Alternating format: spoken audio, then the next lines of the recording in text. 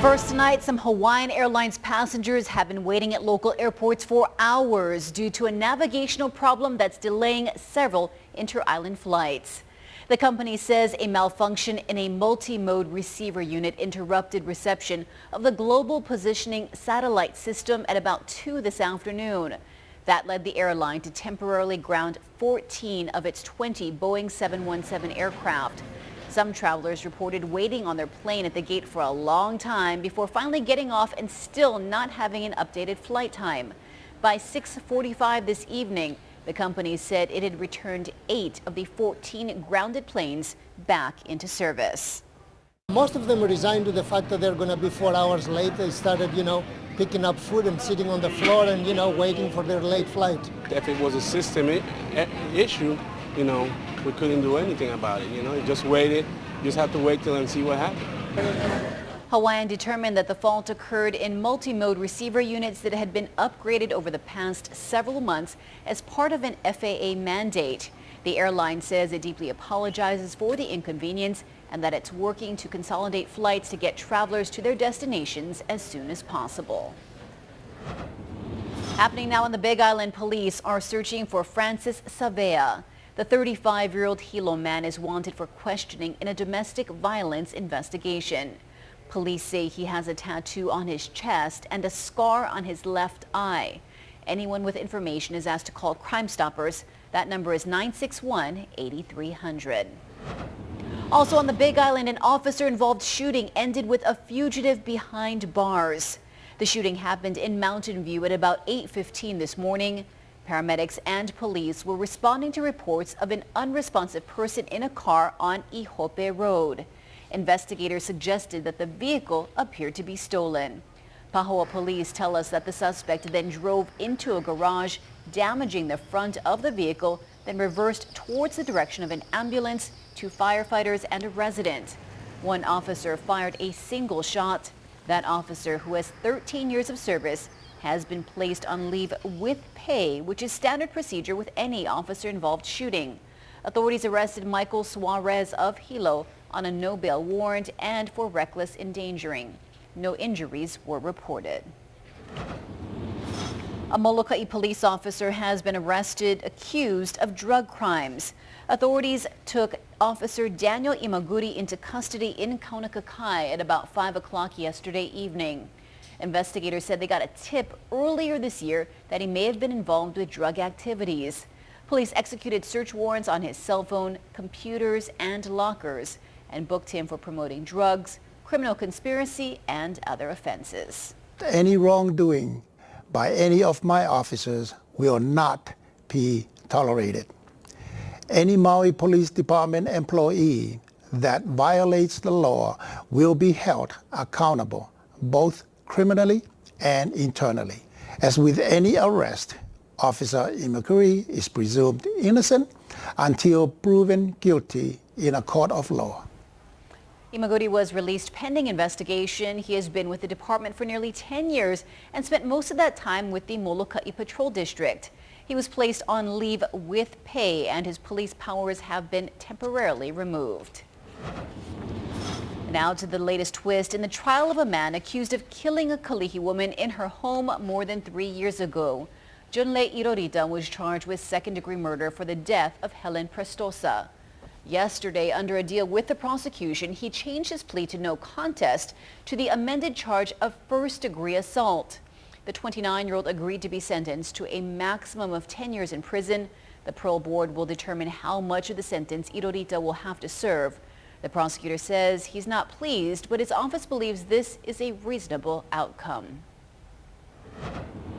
Just 2 days after Honolulu police raided a homeless camp in Kaka'ako looking for criminals and taking down shelters, many of the people who live there came back to clean up and have a conversation about how to make things better for everyone.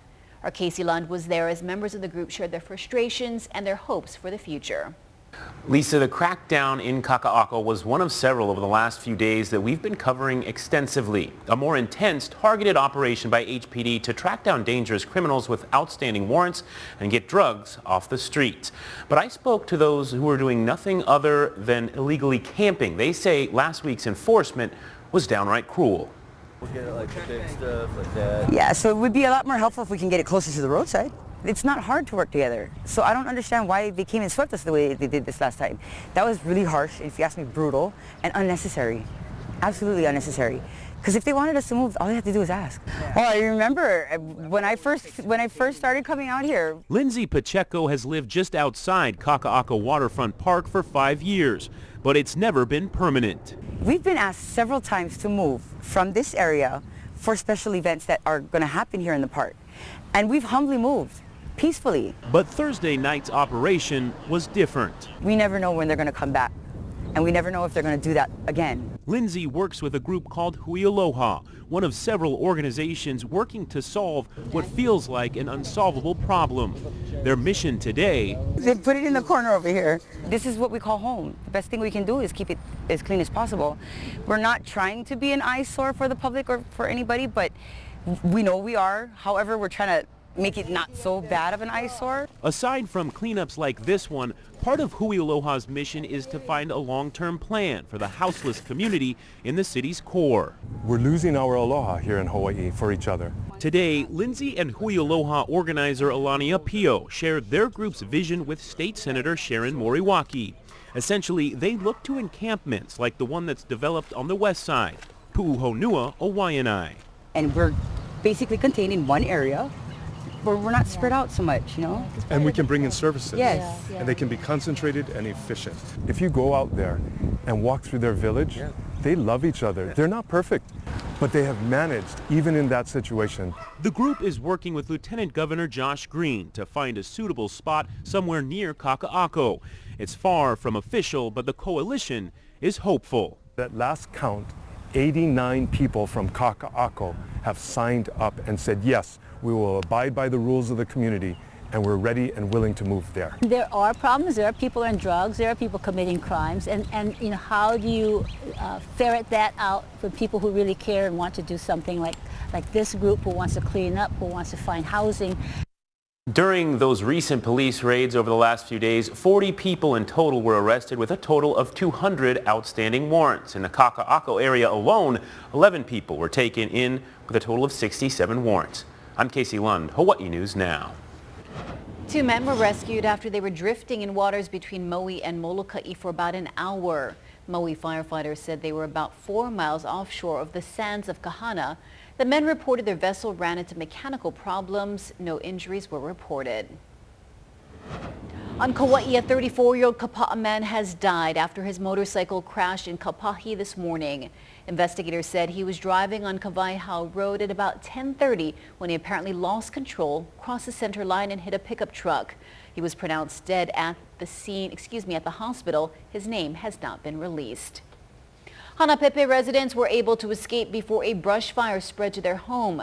County officials tell us that the fire broke out on a Hanapepe Valley hillside shortly before 3:30 yesterday afternoon. The fire then spread to a home on Kane Road. A helicopter conducted water drops and was able to extinguish the fire within 2 hours. No injuries were reported, but damage is estimated at $2,000. The cause remains under investigation. HFD says a fire in Pearl City yesterday afternoon was an accident. Investigators said it was sparked by unattended cooking. The flames started just after 3 o'clock at a 2-story home on Waikahe Court. The flames were extinguished about half an hour later. HFD says it caused about $120,000 in damage.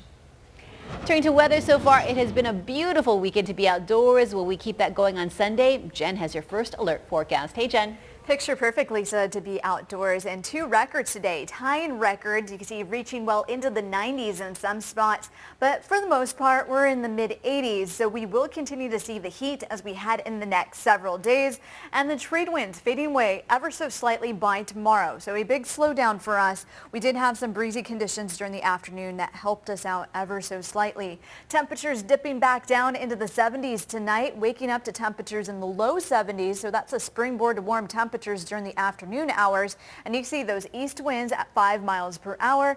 Some spots calm conditions in southeast winds. So I'll be tracking these southeast winds, and also when will the trade winds make a comeback, coming up in a little bit. When we return, bringing back rare corals in waters around Hawaii, the push to return life to a reef that was wiped out. Also coming up, festivities fit for a king, highlights from the celebration through the streets of Honolulu.